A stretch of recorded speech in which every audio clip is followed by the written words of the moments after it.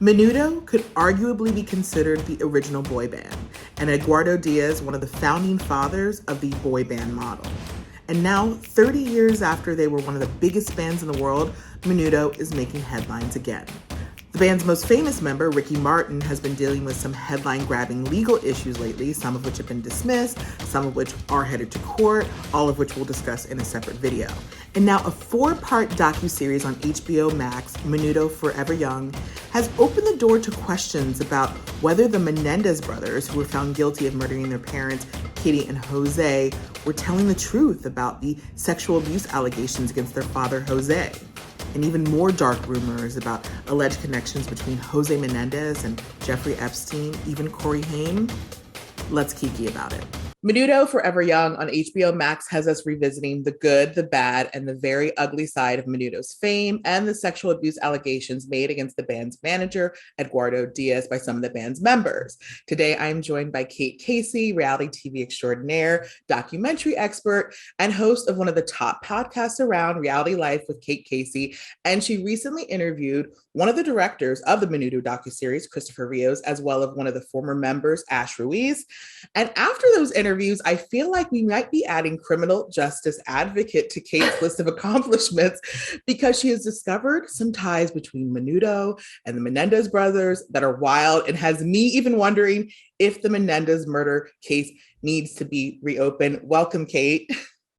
Hi. Oh my gosh. I love all, wrongful convictions are like a passion thing of mine. I don't know if this is in the same category, but yes, like I've covered so many documentaries that get me fired up about the legal system. And this is definitely one of them. And I used to work in that space doing media consulting and crisis litigation for law firms for many years. So, yeah. Well, and I also heard a story just the other week, and you can tell me what this is, that you, because you're a super recognizer, actually helped identify one of the 9/11 terrorists. Am I getting this story right? It's true. How did you do that? Well, I have a photographic memory. Okay. So I was living in Virginia Beach at the time, and I was with somebody in the military, and we lived across the street from this. It was like a mail depot, like a mom and pop kind of shop. So I would go and get stamps there and mail letters. And as soon as, I think it was like the day after 9/11, they posted the picture of all the terrorists. And I immediately recognized a photo of Mohammed Atta and remembered seeing him at that mail depot. So I called the FBI, like the regional FBI, or maybe I called the main number, and then they pushed me down to the regional number. Anyway, and I said, I remember seeing him, and I gave the date. And I remember the date because it was the day before my birthday. So, and it was that year. So anyway, I called and I gave this tip, and I kind of, forgot about it. And then a couple months later, maybe 5 months later, there were stories in the news in the Virginia Beach area that had placed Mohammed Atta that year in Virginia Beach. And they believed that he was casing the military joints because the naval bases are in that area in Norfolk. And I ended up moving later to across the street from the amphibious base where the Navy SEALs lived. But they believed that he, with the help of others, had been casing the military bases in that area. And he had been living in a hotel, like, I don't know, a quarter of a mile down the street from me for several weeks. Wow. And in retrospect, I think that maybe he was doing that, using that mail depot place because they wouldn't have cameras maybe at a place like, FedEx or whatever. So anyway, I kind of forgot about it. And then I ended up interviewing Gareth Graff, who wrote this extraordinary book called The Oral History of 9/11, which I really recommend everybody read because it goes through the day of 9/11 and interviews people who were at the Pentagon, who were in New York City and air traffic control and all aspects of 9/11. And in the preparation for that interview, I thought about that moment where I recognized Mohammed Atta's picture, and I looked up Virginia Beach, Mohammed Atta, and I found an article that had said a tip that came in through the FBI about an April 3rd sighting that led to them investigating him being in the Virginia Beach area. That So is, I feel like there was a puzzle piece there that maybe yeah. I could have maybe helped a little bit. The memory thing is sometimes very embarrassing because I find that I have to, or I have throughout my life kind of withheld from other people things I remember because it almost seems uncomfortable for certain people. Like I'm like stalking somebody. It's Yeah, just, it feels I like you have know too much. yeah, like, but it's just like a superior recall thing, which is really helpful, of course, and you know what I do now. But when I worked in law firms, I would remember the email addresses of a reporter, like just off the top of my head. I could just remember. So it's just like little stuff like that. But yeah, that's like a weird. Sometimes I feel like there are Forrest Gumpian moments of my life, and that's definitely one of them. No, I mean, I think being a super recognizer is like awesome. And, you know, I think you, and this is why I was so intrigued by you, like pulling out these parts of this Menudo case, Yeah. because, well, I mean, first, right now we're having this like reckoning with like a lot of things that happened back in like the 90s and the early 2000s. And I, you know, you said during your interview that you were a fan of Menudo, like during their heyday. Like, For sure. do you remember at the time there being any negative press or any of these stories about sexual abuse allegations at that time, or was it really well buried? Well buried. My sisters are older. So I have a full sister and two half sisters, and my full sister and my half sister love Menudo. So my cultural references sometimes skew much older than me because I would watch so much television when I was a kid and we would listen to their music. And what I've always found fascinating about Menudo was this system that the manager Edgardo Diaz had set up where he was kind of genius in this way. He thought you could keep a band forever young, and he understood very early on that young women would between the ages of like 13 to 18 would pay for merchandise and for tickets for bands, but wouldn't necessarily pay that money if it was someone older. So once these boys became 16 or their voices cracked or they grew a mustache, he would swap them out with a new band member. And I always thought that was kind of hilarious. And I use it as a reference always with like Real Housewives. It's like so these true. housewives feel so like they're like emboldened by this power that comes from the job. And I'm like, you're going to be a member of Menudo. You will be swapped out.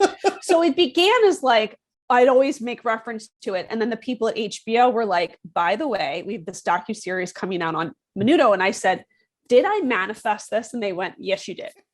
So there's 4 episodes and the first 2 episodes are great. You're like, oh my God, I didn't realize that there were this huge sensation in the backstory of just how huge that band had become and how they grew from a band just in Puerto Rico to performing in Latin America and then penetrating the American market, which is extraordinary. But then in episodes 3 and 4, you get more backstory on what was happening behind the scenes. And typically, I think that because of the Lou Pearlman stories, that we're more apt to believe now that these band managers have nefarious plans, right? Mm-hmm. So by episode 3, you're like, oh God, it's another one of those. But then it goes way, way deeper where you realize that these young boys were sex trafficked.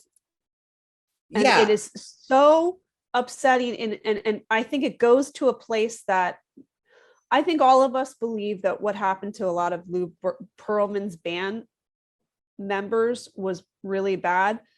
But because they're all still performing, you get the sense that they don't really want to crack themselves open too much. Yeah. This one, it went all the way there. And you really understand just how horrible it is for young men, I'm sure for young women too, who perform in these bands without their parents, with an orbit of people that do not take good care of them. And so, yeah, it really spirals quickly. And the discrepancy, I mean, you know, we obviously saw a lot of this now when we're talking about Jeff Epstein, which we'll also get into, but it's like the discrepancy between just power and like wanting to be famous because, you know, these parents now feel so guilty, but at the time they were looking at Edgardo Diaz as like a successful businessman. And how could a successful businessman be doing nefarious things? Like, it didn't seem to compute. And he knew that, and he could take advantage of these, you know, kids who came from, you know, poor backgrounds, who just wanted to like make a little bit of money and take full advantage. I mean, there was one year they're making $20 million and these kids are being paid salaries, per show, maybe $500 per show, nothing, and working hours a day. It was like really kind of disturbing.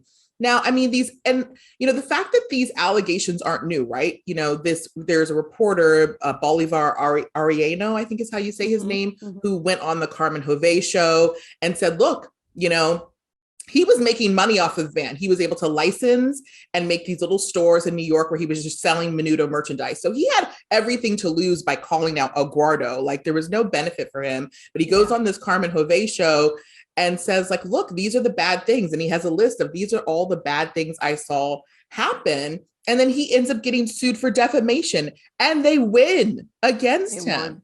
Well, so when I interviewed Ash Ruiz, who had been a band member, he said that so many people were terrified of speaking out because he was so litigious. He really has been very successful in suing so many people. In Ash's case, I think that his parents, and by the way, his mother was the only parent to be interviewed during that docuseries. And the only one who was willing to be interviewed, or okay. Yeah. And I appreciate her doing so because her story really is going to be helpful to other parents who think about putting their children into the entertainment industry. And so between her interview and my interview, what I've come to realize is that Ash's family was vulnerable because his father had AIDS. So his parents were just, as you can imagine, just living day by day, right? And as Ash explains it, Edgardo Diaz went to his school in Miami, which was like a performing arts school, kind of like Fame. And he gets called down to the office of the principal, and the principal says, the manager of Menudo has come to the school and he circled your picture in the yearbook and he'd like for you to be in the band. Like he didn't see him perform. He looked at a yearbook, circled a picture of a very cute guy. So because his parents were in this vulnerable state and his father was dying and he said, oh my God, my dad loved to see me perform. So when this opportunity presented itself, I thought, I'm going to make my dad happy. He knows my dad's not going to see me get married or start a family or buy a house or start a business. He just wants to make his dad happy in the months before he dies. And the wife is just trying to keep afloat. So of course they're like, okay, you're going to be in this band. You're going to travel around the world. You're going to get to do things that we can't provide for you. Your father gets to see you perform. And then you're going to get a life that I couldn't give you. Yeah. So they basically hand off to a man. And the first media interview that they're privy to, by the way, there are 5 band members at the time. 4 were replaced at the time Ash begins the band. There's only one guy that's been in the band for a while. They get 4 new people. Their first media interview is at the Christina show. And Edgardo is on the stage with a former member. And the former member says, remember how you abused us? And everyone in the audience is like, wait, what? So Christina turns to the audience and interviews Ash's mom and says, well, what do you make of this? And she says, well, I know Edgardo to be nothing but a complete gentleman. And then she asked, well, how long have you known him? And she says 3 months. Yeah. And now 2022, you're looking at that and you're screaming at your TV or your phone and you're like, oh my God. But if you, in context of the time that we were in, the global sensation that Menudo was, and a vulnerable family, you can kind of understand why other families, how easy it was for them to be groomed. Yeah.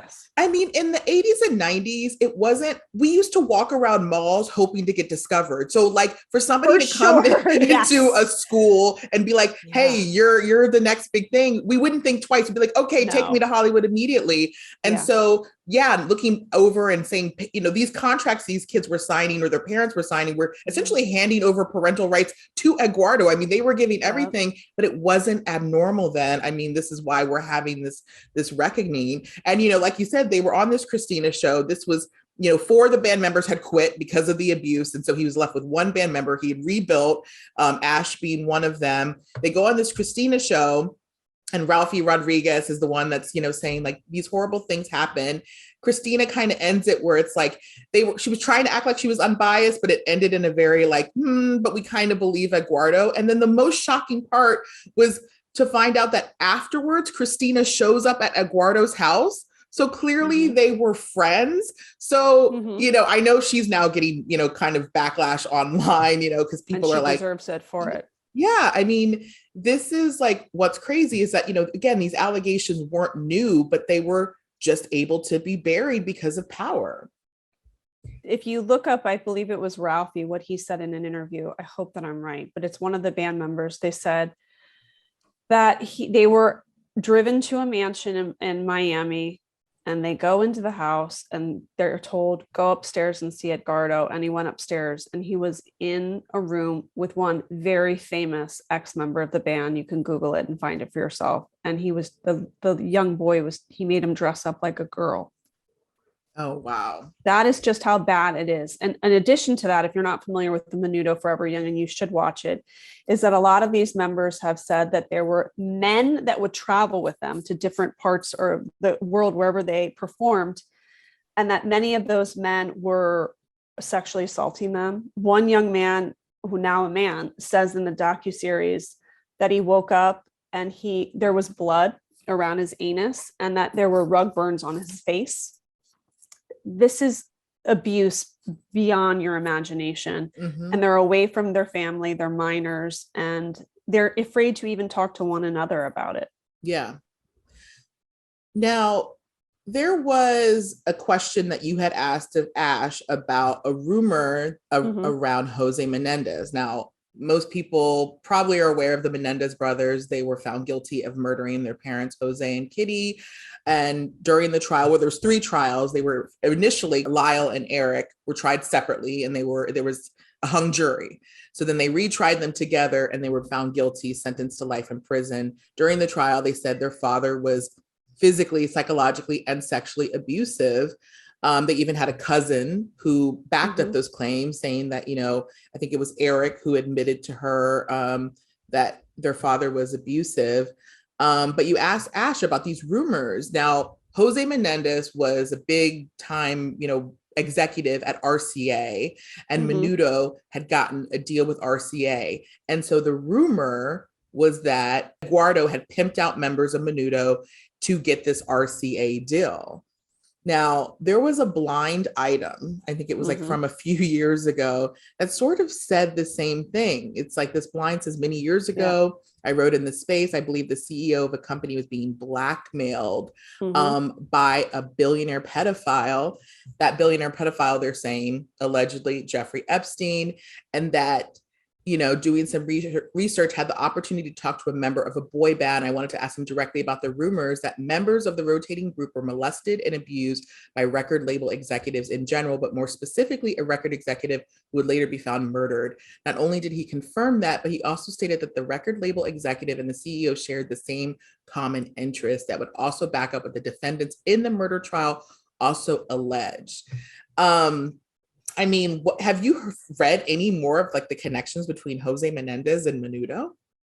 So, I was just going down that rabbit hole when I was researching it, and I found this photo, and it's very eerie. It's of Jose with Edgardo and members of Menudo, including Ricky Martin, and he's in the photo with them. And so when I asked Ash, I said, what do you make of these rumors?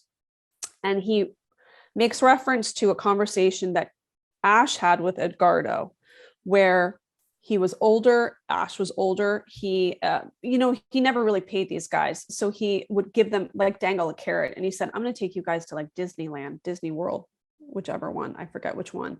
But Ash brought along his boyfriend at the time. It wasn't clear to Edgardo that they were a couple yet, but Ash had this boyfriend that he said, bring your friend along. So during the trip, by the way, he's like, I'm going to take you on this big trip. He gets one hotel room and there are 2 beds in the room and there are like 6 guys. And they all said to the guy that was the beefiest, can you lay in bed with him? Because we know that he won't touch you because he'll be afraid of you because you're bigger.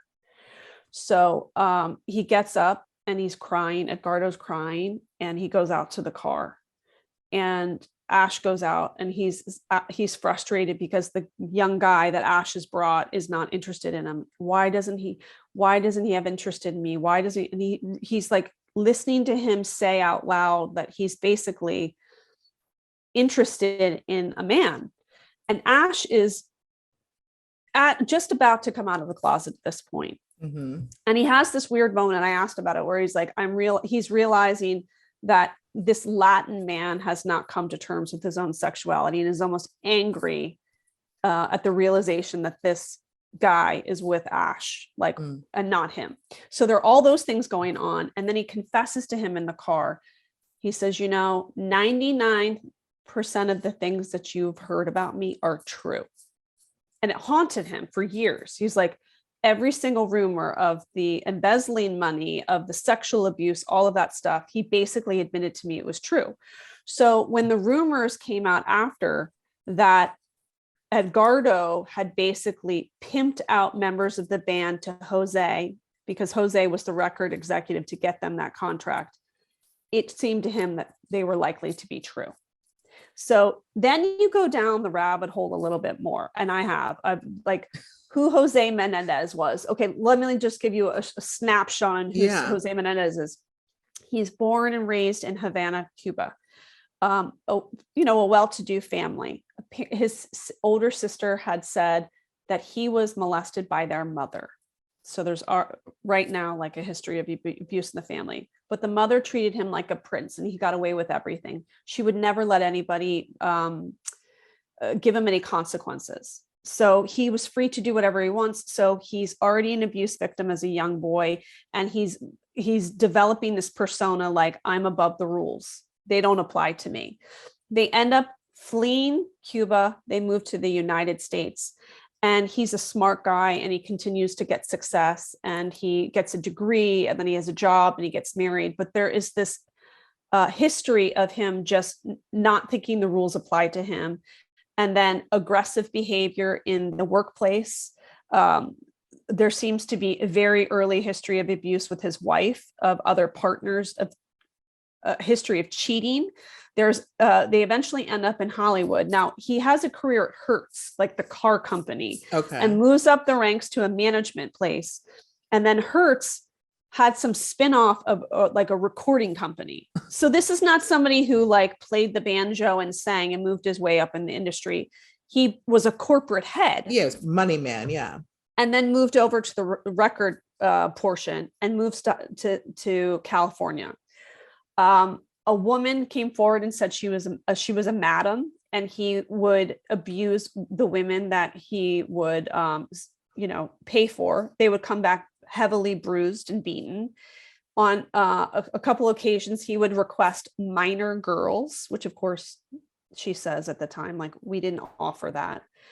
So there is a history of an obsession of sexual aggression and also of young girls. And wait, did this madam like come out just in the news, or was there a trial around this, or was this like, No, like, it's just like investigators, kind of poking around and doing research. So when they're in Hollywood, he moves from the recording industry. It's like everywhere he goes, people complain about his behavior. No one wants to work with him.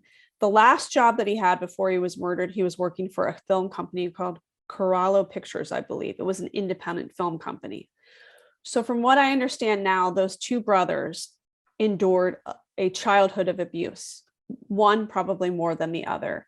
And as they got older, it got more and more sadistic. And forgive me if you are triggered by anything in sexual like abuse nature, because this might be hard to hear. These young boys had thumbtacks pressed against their genitals, rope. At one point, he sodomizes one of his sons while has a knife to his neck. When I explained to you that the abuse these boys, we couldn't even imagine. So what I understand from the investigators and so much that I've read is that they were going to reveal to more of their relatives and people in their parents' lives that he had been abusing them and that their mother didn't do anything about it. And because of that, the father was saying things that made them believe that their lives were at risk. And that is the reason that they ended up shooting them. They got a shotgun. They went in while they were watching TV and shot them. Then they left. And then the one brother walked back in and then shot the mother in the head. So at first, when after the murder happened, they thought it was a mafia hit because he had such a bad reputation in business. Mm-hmm. And then the one brother confessed to his therapist, and the therapist told his girlfriend or wife, and she's the one who went to the police. And that's how they finally knew that the brothers were involved. Now, most people thought that they did this to get insurance money because they were guesstimating that it was like a $14 million fortune. Okay. But he actually had been having a lot of money problems because he had been pushed out of RCA and went to this record company, or excuse me, movie company, but they weren't really doing that well yet. It was like a move to kind of like save this drowning company. So when their parents died, we're talking about basically kids that were like 16 and 18, they're buying a Porsche, they're buying a Rolex. So everyone thought they're just doing that for insurance money. So they go to trial eventually, as you mentioned, and Leslie Abramson famously puts them in a pink and a blue sweater to make the jury feel empathy for them. And they reveal on stand that their father had been subjecting them to sexual abuse and psychological abuse throughout their whole childhood. The jurors later were interviewed and said that if they had had concrete evidence of molestation, they would have chosen differently, but they were found guilty and they're serving life sentences. In the state of California, if it's manslaughter, you get about 25 years. Okay. But instead, they're serving life sentences. Also, they were in different prisons for a long time, and now they're at the same prison. So they've been serving like over 30 years now. But you say that like if any of this had come out at the trial, like they would have found differently, but like didn't a lot of this come out? Like how much, because you're saying that you had this evidence now, where did this information go? I forget to? I wish that maybe you can look this up now, but what they were found guilty of, that sentence is life in prison, but there's a lesser sentence of manslaughter if it's in like almost like if it's for reason of abuse or self-defense. But the jurors didn't feel like there was concrete evidence that proved that they were molested. They tended to believe the prosecution's case that they had done it as an act of wanting to get the insurance money from the estate. But is that because the evidence was buried? Because the evidence seemed to exist. They just didn't believe them because they were like, look, they put them in these stupid sweaters and they're barely crying. Okay, that was another thing. They said they barely cried.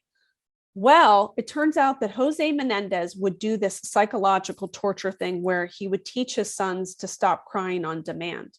If they cried, he would beat them. So then he would teach them just like, you got to stop crying. So these are not young men who were able to understand how to let go of their own emotions. And then when they cried on the stand revealing these things, people didn't believe them. So the plight was for the defense to make a case where people would understand that these were young men that had been abused by their fathers. So I think that in the year 2022, in light of Me Too and all of these other things that are coming forward, I think we would have looked as jurors at this case in a totally different way. Mm-hmm. And I just feel sadness after interviewing Ash Ruiz and watching Menudo and understanding that Jose Menendez was this diabolical person who had been assaulting young men and women and adults for so many years. I think we would have looked at it differently. And if you want to go down to a further rabbit hole, as I mentioned, Jose Menendez worked at this independent movie company. And if you Google Jose Menendez and Corey Haim, you will go down a rabbit hole. Corey Haim worked on a movie called The Watchers in 1988, which was produced by Jose Menendez movie company. And Corey Haim long has since confirmed, and Corey Feldman, his best friend, confirmed that he had been assaulted while in movie sets. Corey Haim is no longer alive. He succumbed to addiction issues. And there have been blind items too associating Jose Menendez, the movie producer, with Corey Haim and that movie Watchers, and that things happened on that movie set. And I really tend to believe it. I believe it. I mean, we're talking about somebody who was never given any consequences.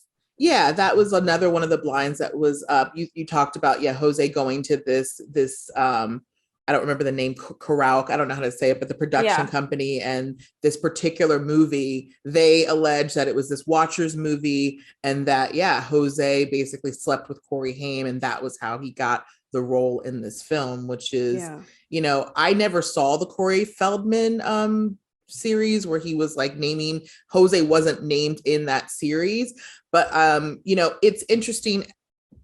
Part of this other reckoning we're having is like, boys can be abused. And like, I think that like, that is another thing that I wonder if the Corey Feldmans of the world will begin to talk again, because we have just sort of buried that particular part of it.